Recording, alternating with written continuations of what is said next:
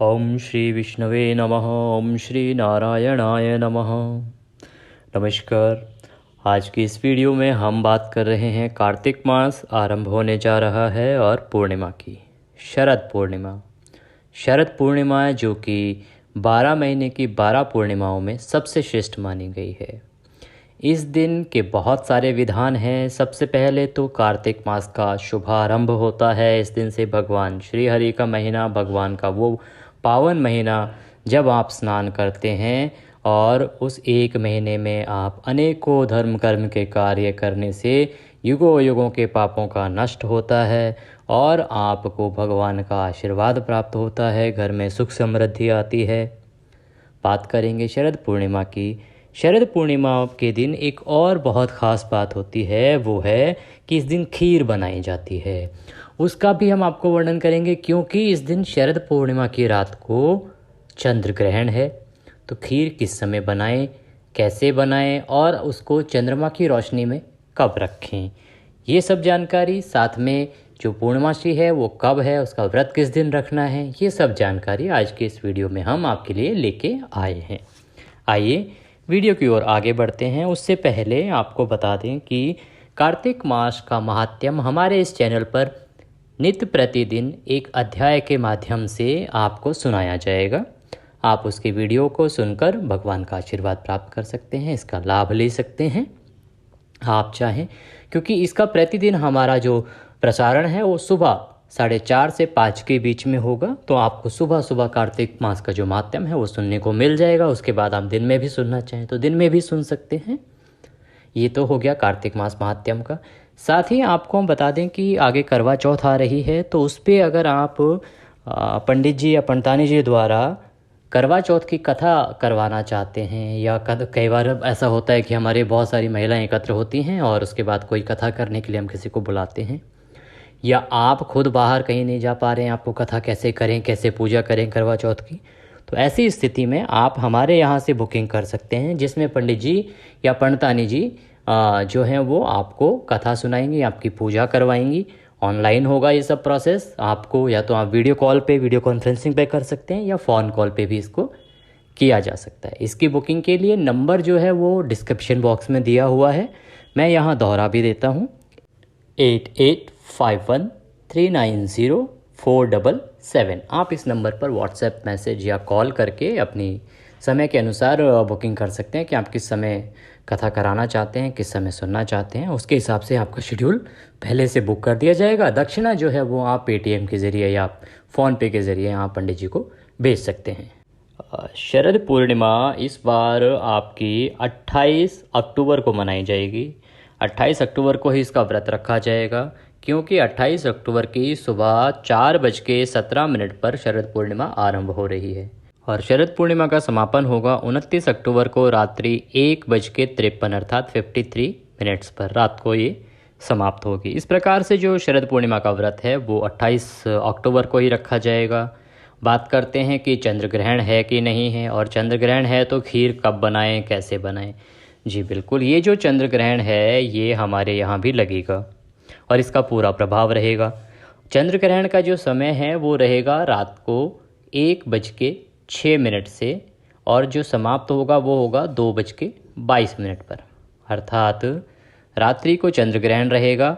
और इसका जो सूतक है, आमतौर पर ज्योतिषाचार्य 12 घंटे, क्योंकि सूर्य का जो सूतक है वो 12 घंटे पहले का माना गया है, इसीलिए आमतौर पे ज्योतिषाचार्य इसे 2 बजे से बता रहे हैं।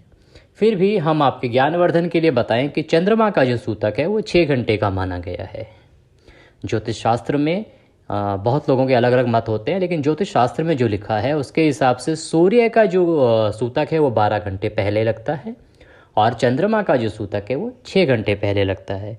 इस प्रकार से क्योंकि 1:06 से चंद्र ग्रहण आरंभ हो रहा है, तो इसका जो सूतक मान्य होगा वो शाम को 5:30 से होगा। 5:30 से इसका सूतक मान्य होगा।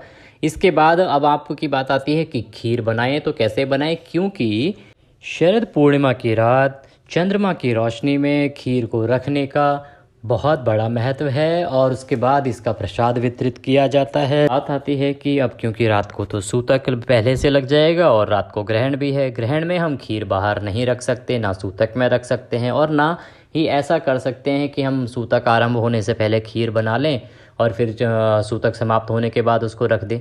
वो भी संभव नहीं है, क्योंकि सूतक के समय या चंद्र ग्रहण के समय अगर वो खीर पहले से बनी हुई है तो वो सही नहीं मानी जाती, वो दूषित मानी जाती है। इसीलिए खीर आप तब नहीं बना सकते।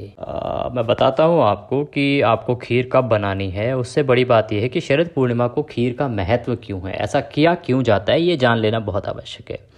एक पुराण के अनुसार धार्मिक मान्यता भी है हमारे यहाँ पे कि शरद पूर्णिमा की रात को जो चंद्रमा होता है वो 16 कलाओं से पूर्ण होकर अलौकिक होता है। 16 कलाओं से पूर्ण आप सभी जानते हैं कि भगवान श्री कृष्ण एक अवतार में हुए थे। कृष्ण के अवतार में भगवान श्री हरि 16 कलाओं से पूर्ण थे, जिसको सबसे उत्तम माना गया है। और शरद पूर्णिमा की रात को चंद्रमा जो है वो 16 कलाओं से पूर्ण होता है। इस वजह से उसकी किरणों में अमृत के समान औषधीय गुण होते हैं। जब हम शरद पूर्णिमा की रात खीर को खुले आसमान के नीचे रखते हैं तो उसमें चंद्रमा की किरणें पड़ती हैं, जिससे वह खीर औषधीय गुणों वाली हो जाती है। खीर की सामग्री दूध, चावल और चीनी तीनों ही चंद्रमा से जुड़ी हुई वस्तुएं हैं। इसके सेवन से स्वास्थ्य लाभ तो होता ही है, कुंडली में अगर चंद्र दोष हो तो उससे भी आपको मुक्ति मिलती है। इसीलिए ये प्रथा है कि शरद पूर्णिमा की रात को खीर बना के चांद की रोशनी में रख दी जाती है और वो अमृत हो जाती है, तब उसको प्रसाद रूप में सबको बांटा जाता है। अब बात आती है कि अगर ये चंद्र ग्रहण है तो खीर कब बनाएं। देखिए, खीर बनाने के लिए सबसे उत्तम समय रहेगा 27 की सुबह को। 27 की सुबह को कैसे? या तो आप 27 को सोने से पहले खीर बना लीजिए, और क्योंकि 27 की रात्रि अर्थात 28 की सुबह को 4:17 पे पूर्णमासी आरंभ हो रही है, तब आप उस खीर को चंद्रमा की रोशनी में रख दीजिए और उसके बाद आप उसको 1-2 घंटे तक उसको बाहर रख के और फिर आप उस खीर को उठा के और अपना प्रसाद रूप में ग्रहण कीजिए। और अगर आप मंदिर में हैं तो आप सबको वितरित कीजिए, भक्तों को वितरित कीजिए, जिसको भी आप प्रसाद रूप में बांटना चाहें उसको बांट दीजिए। तो ये सबसे उत्तम समय रहेगा कि आप 27 को खीर बना लें रात्रि को, और 28 की सुबह अर्थात 4:17 पे पूर्णमासी आरंभ हो रही है, तभी आप खीर को रख दीजिए चंद्रमा की रोशनी में।